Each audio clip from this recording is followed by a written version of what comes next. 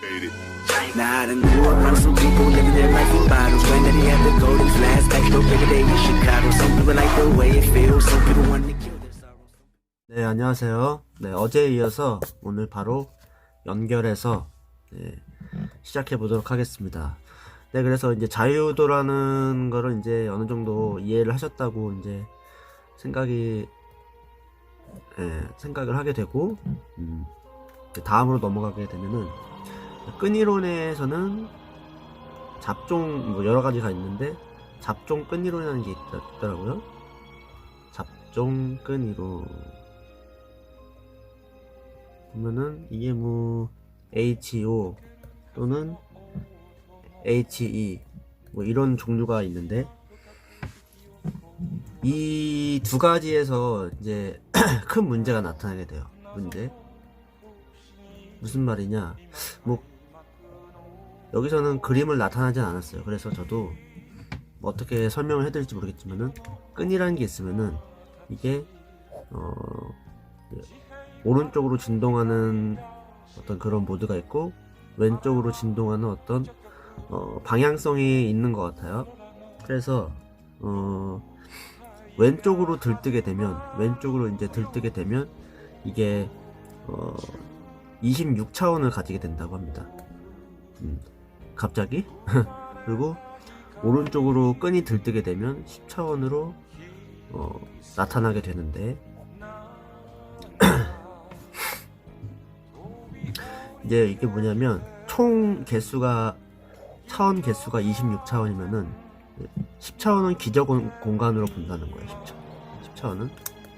10차원은 이제 기본 공간으로 보고, 어떤 번들이라고 하는데, 번들 자체를, 16차원, 나머지 여분 차원이잖아요. 어쨌든 이런 16차원으로 돼 있고, 이게, 결론을 말씀드리면은, 보손과 페르미온이 있잖아요. 보손은 어떤, 입자들의 어떤 힘을 전달하는 그런 입자들을 말하고, 입자를 지칭하는 거고, 페르미온은 말 그대로 입자들, 성질을 가진 입자들을 말하는 건데, 페르미온 같은 경우에는 10차원만을 가지고,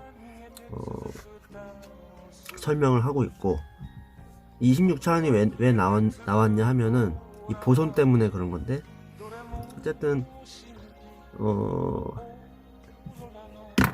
자, 이거를 직관적으로 어떻게 설명을 해드려야 되냐.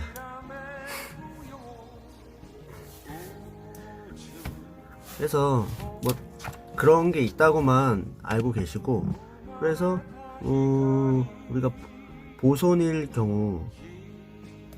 경우에는 이 끈 자체가 2차원으로만 돼 있다라고 이제 결론을 지을 수가 있고, 페르미온일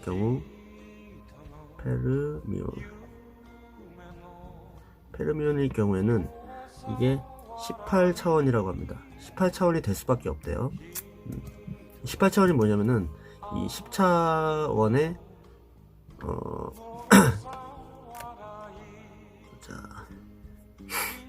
그쵸. 이 파이버라고 하는데, 이 번들이 16차원이라고 그랬잖아요. 16차원에 어떻게 뭐 여기서 2차원을 빌려왔는지 그건 모르겠지만은, 2 플러스 16 해서 18차원이 된다고 합니다. 그런데 어쨌든 이것도 똑같이 자유도 문제가 나타나잖아요. 그렇죠? 자유도 문제죠, 이게. 어떻게 이게 보손과 페르미온이 진동에 의해서 왔다 갔다 된다는 건데, 어쩔 때는 2차원으로 됐다가 어떨 때는 18차원으로 됐다가, 그게 어떻게 동일선상이 될 수 있느냐 이거예요. 그래서 이에 관해서 아무런 논의가 진행되지 않았다고 합니다. 이런 관련된 논의는 진행조차 된 적이 없대요. 그렇기 때문에 물론 이제 이거는 잡종 끈이론에 한해서의 문제이긴 하지만은 그렇더라. 그래서 이것도 허점이 있었습니다. 네, 그래서 그런 문제가 있더라. 그리고 다음 문제에 대해서 한번 고찰을 해보도록 하겠습니다. 어쨌든 끈이론에서는 10차원을 가정하는 건데 좋아요. 그러면은 우리 현재 보여지는 공간이라고 할게요. 4차원이라는 공간이 있는데 나머지 6차원이 있을 거 아니에요, 그죠?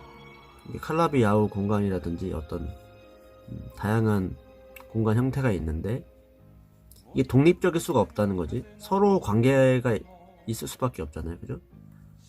이것 따로가 존재하지 않는다는 거지. 자, 이걸 이제 바탕으로 한번 이제 설명을 해드리도록 하겠습니다. 어쨌든 이 플랑크 에너지잖아요. 그러니까 아는 사람의 어떤 배경, 그러니까 제가 이거를 그래도 관련 지식이 있다는 가정하에 설명을 해드린 거니까 자세한 거는 다른 영상 좀 찾아보시면 되겠습니다. 어쨌든 이제 미시의 어떤 미시적인 크기 플랑크 6차 나머지 여분 차원은 플랑크 길이라고 하면 이제 어떤 이걸 에너지라고 하면 플랑크 에너지겠죠. 근데 플랑크 에너지가 우리 LHC에서 구현하기에는 엄청 높지만 사실상 이거는 이 에너지는 우리가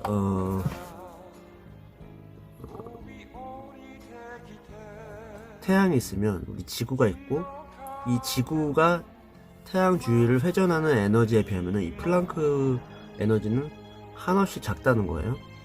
어쨌든 그래서 이거를 우주 전체로 본다면 우주 전체적으로 보면은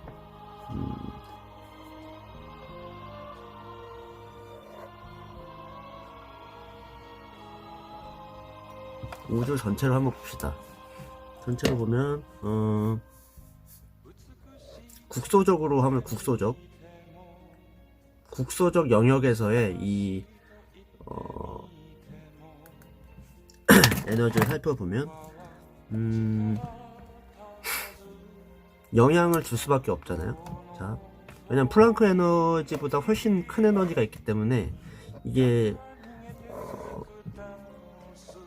6차원, 4차원 근데 전 우주로 봤을 때 이제 이게 국소적인 어떤 영역에서 봤을 때 이제 6차원이 있고 4차원이 있을 수 있다고 치면은 그런 서로 연관되어 있지만은 그런 게 있다면 이게 어떻게 될까요?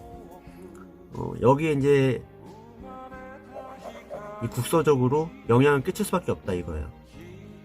지구가 이 태양을 돌 때 그 에너지가 엄청나기 때문에 그 주변 환경에 주변 공간에 국소적인 아주 미세한 국소적인 공간에 영향을 줄 수밖에 없고 그 영향은 이 작게 말려졌다고 할 수 있는 6차원에도 영향을 미칠 것이고 이 6차원은 결국은 우리 현 이제 보여지는 4차원에 영향을 줄 수밖에 없을 것이다.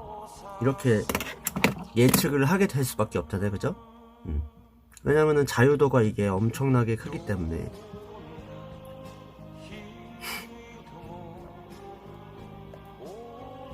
자유도가 엄청나잖아요, 그죠?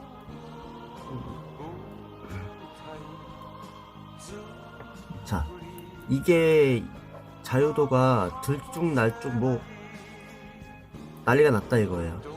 이 지구의 어떤 공전의 영향에 의해서 국소적인 어떤 국소적인 공간에 이런 난리가 났다 이거예요. 이 난리가 나면 당연히 상대적으로 훨씬 작은 4차원 공간의 자유도는 또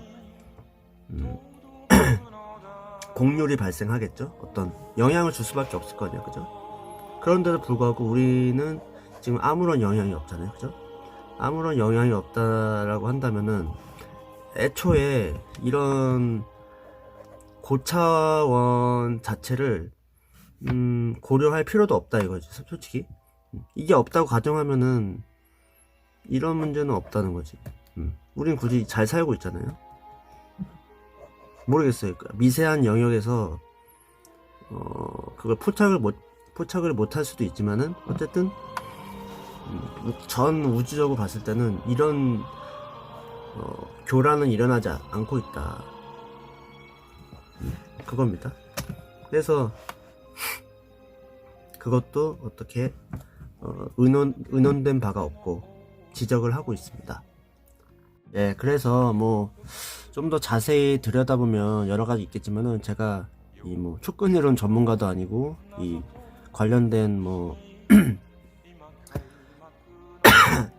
관련 학문의 뭐 학자도 아니기 때문에 제가 이제 최대한 일반인으로서 얻을 수 있는 지식을 통해서 저의 생각도 이제 겸겸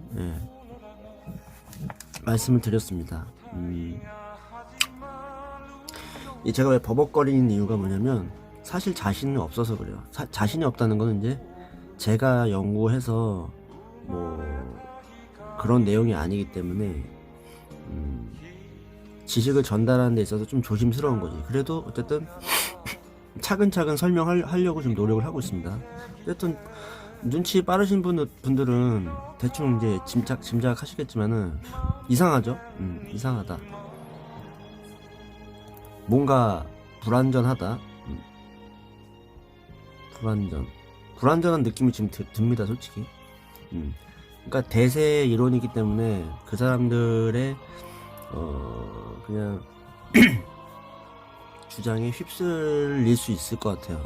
그 사람들도 정말 대단한 사람들이기 때문에. 근데 이 펜로즈라는 학자는 그래도 또 이 사람도 대단한 사람이죠. 그리고 이 사람의 논문을 위해서 뭐 몇 개월간 뭐 1년, 2년 이렇게 천재적인 학자들이 그 펜로즈의 논문을 해석하기 위해서 뭐 따로 수학을 공부할 정도로 이 펜로즈라는 사람이 또 수학적으로는 또 다른 물리학자들보다는 좀 앞서 나가 있고 좀 아쉬운 면이 좀 얼마 못 살 것 같긴 하고, 왜냐면 좀 있으면 100살인데 좀 그게 아쉽습니다. 이 사람이 한 60세 정도였으면은 정말 몇십 년 후에 또 새로운 물리학이 탄생할 수도 있지 않을까 싶은데, 그렇다고 너무 이 사람에 대해서 막 이렇게 숭배하고 그런 건 또 아니에요. 근데 그래도 지금 현 상황을 보면은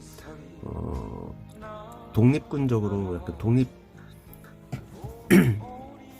독립군 투사 있잖아요. 그런 것처럼 대다수의 어떤 대세에 굴복하지 않고 싸우고 있는 것 같아서 거기에 좀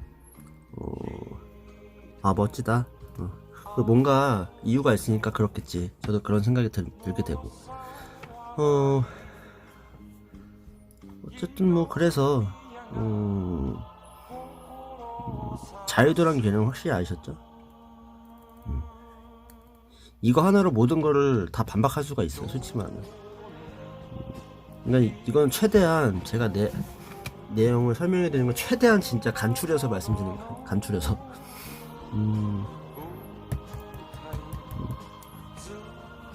그래서 하고 싶은 말이 이제 어쨌든 이번 영상에서 마무리 짓겠습니다.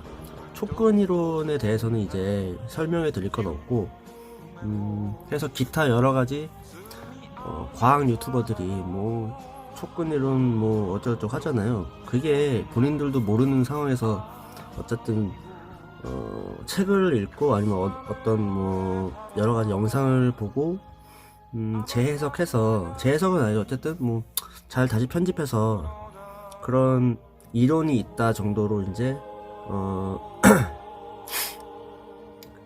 그렇게 뭐 소개하는 건 좋은데, 그게 완전 뭐 현재 진리 마냥 이렇게 퍼뜨리고 또 그걸 또 추앙하는 사람들 되게 많아요. 저같이 뭐 이렇게 재미가 없는 채널은 딱 주목을 못 받고, 이렇게 물론 그것도 뭐 핑계긴 한데 약간 편집발과 어떤 사람의 성향발로 인해서 어떤 그 채널이 성장을 확 하게 되면은 그 채널에서 밀고 있는 어떤 영상의 주제들이 있을 거 아니에요. 그 주제들이 또 확 올라요. 근데 일반 시청자들은 그 유튜버가 올린 그 주제에 대해서 확신을 갖게 돼요. 확신을. 근데 어쨌든 그건 위험하다. 왜냐면 그 영상을 제작한 사람도 몰라요. 솔직히 말하면 몰라요. 모른다. 그냥 대세의 어떤 이론을 소개한 거지 진리를 말한 건 아니다. 그래서 그런 거 좀 생각해 주셨으면 합니다. 그러니까 저는 이제 제가 과학문화 토론 그런 채널의 어떤 테마를 갖고 있으니까 여러 가지 대립되는 입장을 좀 살펴보는 그런 과정에 있습니다. 나중에 전부 이제 제가 나름 이론을 다 소개를 하고 여러 가지 사회, 과학, 문화 다 이게 소개를 하고 저도 그냥 편하게 걔네들처럼 그냥 뭐 과학 뉴스나 좀 편집해가지고 올려놓으면 얼마나 좋을까. 근데 제 그런 건 좀 그래요. 아직까지는 제가 탐구해야 할 영역이 많기 때문에 예, 사족이 길었는데 예, 그래서 어쨌든 이 자유도 때문에 촉근이론은 문제가 있다. 네. 오늘 영상 이렇게 마치도록 하겠습니다.